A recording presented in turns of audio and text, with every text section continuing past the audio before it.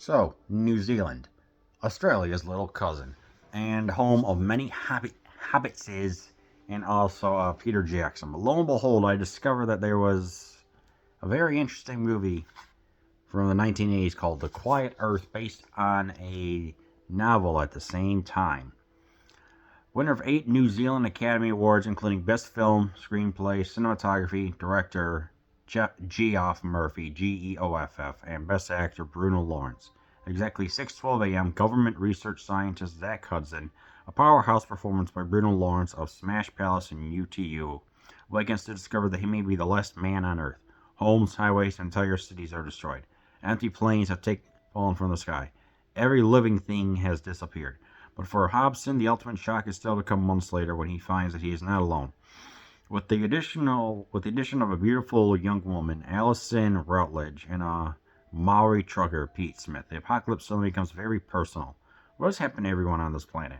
Why has Zack himself survived? Will sexual tension lead to sudden violence? And was the ultimate responsibility for a man of silence when the end of the world may be just the beginning?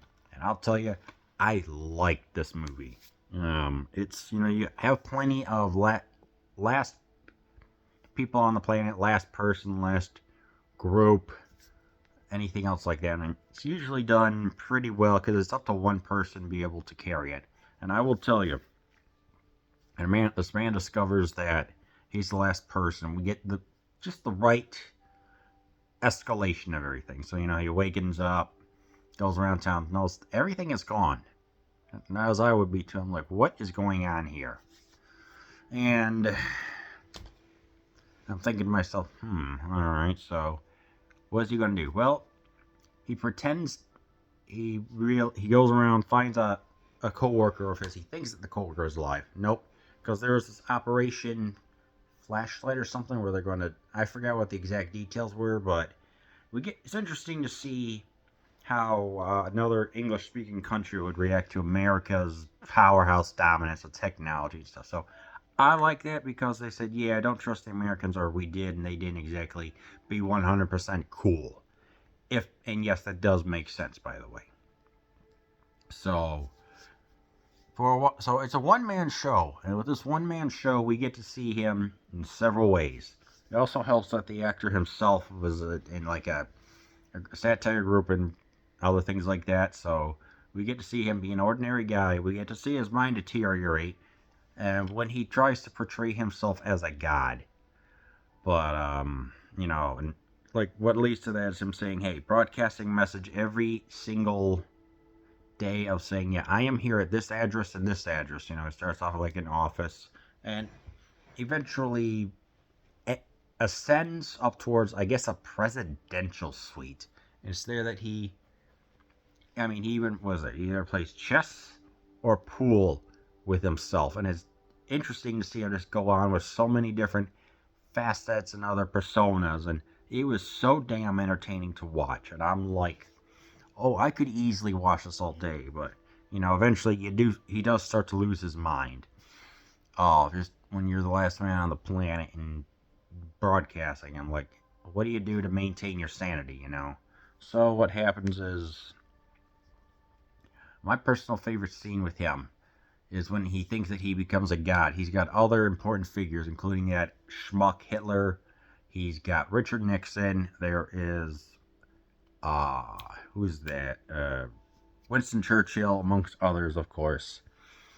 And where he's proclaiming the god, and he's even got the sound for like cheering and stuff like that. So it was an excellent build-up. This was a smart man, but you can only do so much with one person. So the other two enter, and they get to know each other. There's a good sexual romance that happens later, but when those two are together, you do feel like there's a genuine special connection between them.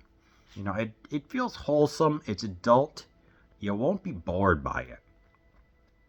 But again, it's the believability that you can have with those two. When they're going to like eating, yeah, like even when, and there is a little bit of nudity, but it fits within the context of it. I think it's like a shot of the posterior. Whatever, no big deal.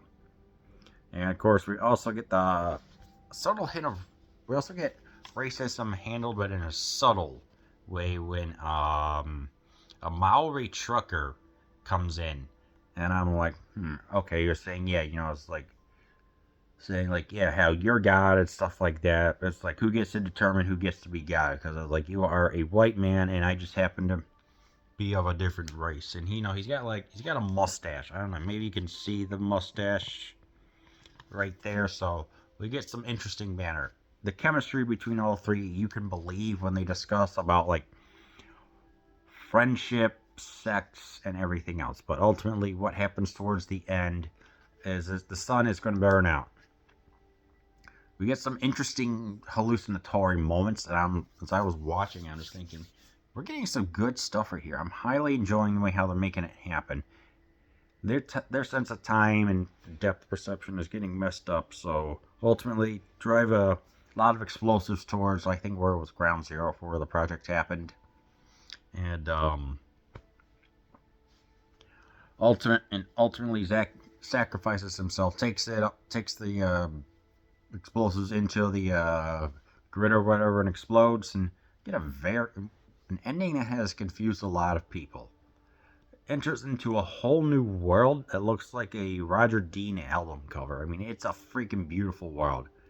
If I had, and I've heard it's like him pretending that like he was playing God, and ultimately he has to go to purgatory, where he's truly by himself, and mountains come out of the sky, type of way. So yeah, this is definitely a very good movie. It's obviously with only three people.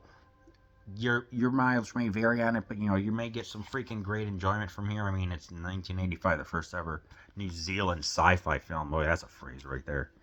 But yeah, if like, hey, give this a chance, watch it, and if you don't like it, well, it's not for you. So yeah, The Quiet Earth.